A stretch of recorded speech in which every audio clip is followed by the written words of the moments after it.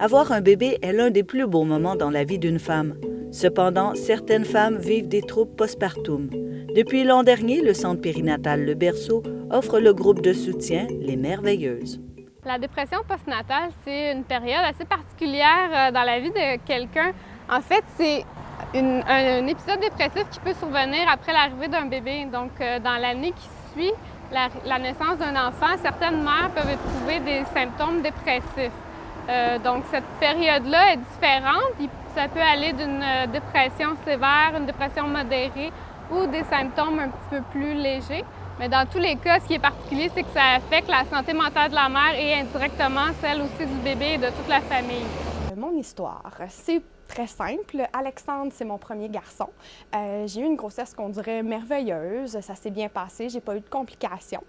J'ai arrêté de travailler à 37 semaines, donc j'avais l'énergie. J'adorais ce que je faisais.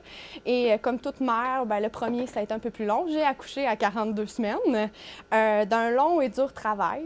Ça a été quelque chose que je vous dirais un petit peu pénible. Par la suite, je suis retournée à la maison.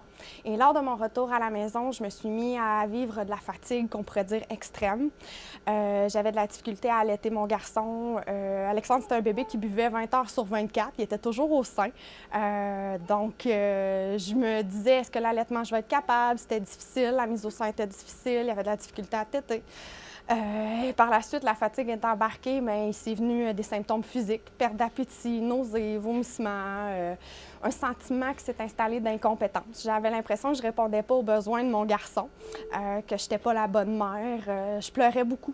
À chaque fois que j'essayais de faire quelque chose, je pleurais. Selon l'Association canadienne pour la santé mentale, ce serait jusqu'à 20 des femmes qui seraient atteintes par un épisode dépressif suite à l'arrivée d'un enfant. Donc, c'est beaucoup. Si on parle d'une femme sur 5, évidemment, ça ne touche pas tout le monde de la même façon. Et ce qui est difficile, c'est que la majorité de ces cas-là ne sont pas diagnostiqués. Pour les mères, c'est difficile parfois d'identifier qu'est-ce qui est lié à l'arrivée d'un bébé, parce qu'il y a beaucoup de symptômes comme la fatigue, le manque d'énergie, les troubles du sommeil, qu'on peut facilement mettre sur le fait qu'il y a un nouveau bébé, puis c'est difficile de s'adapter à ça.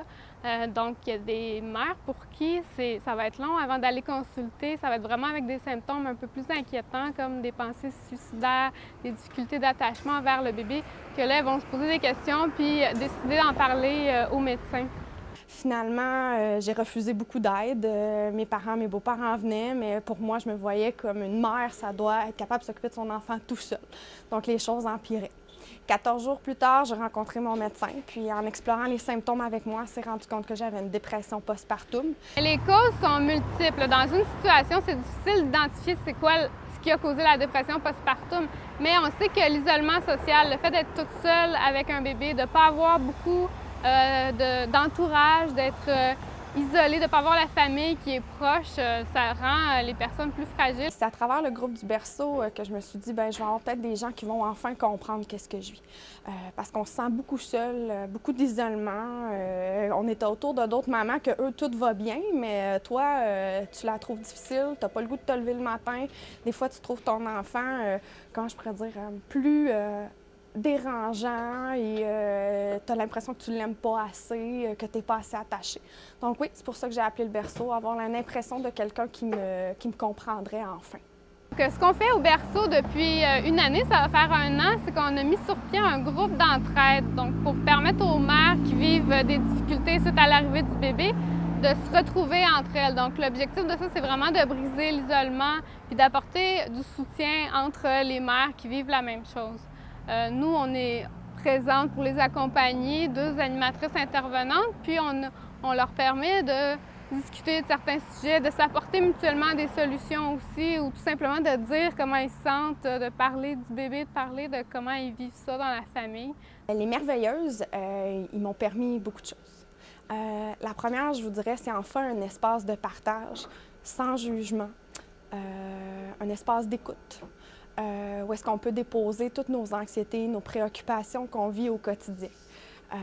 Quelquefois, tu le partages avec des gens, puis c'est facile de dire « Ah, moi aussi, c'est arrivé », mais avoir vraiment l'impression d'une résonance, c'est ici que je l'ai trouvé. Un moment pour moi aussi. J'en ai pas souvent comme maman, vous le savez, on l'est tous quand on est mère. Et j'avais vraiment une heure dans laquelle j'avais l'impression que je vivais quelque chose puis que je l'avais pour moi ce temps-là. J'ai trouvé également des amis, un groupe de filles auxquelles on a enfin l'impression d'être compris. Dans lequel ils ne me jugent pas quand ils me regardent ou quand je vis des moments difficiles. Un temps où est-ce qu'on peut pleurer, parce que quelquefois, le conjoint ou la famille ne sont pas prêts à le recevoir. Une place auquel mon chum a pu également exprimer des choses très importantes qui a fait que notre couple a pu rester uni dans cette épreuve. Et deux intervenantes merveilleuses dans lesquelles ont su m'apporter une estime de moi que je n'avais plus à travers cette épreuve-là qui est la dépression postpartum. Les rencontres merveilleuses se déroulent au berceau. Il y a une halte garderie qui a été mise sur pied au sol pendant que les mères discutent ensemble. Les enfants sont gardés sur place. Évidemment, ils amènent leur bébé. S'il y a des enfants plus vieux aussi, ils sont là.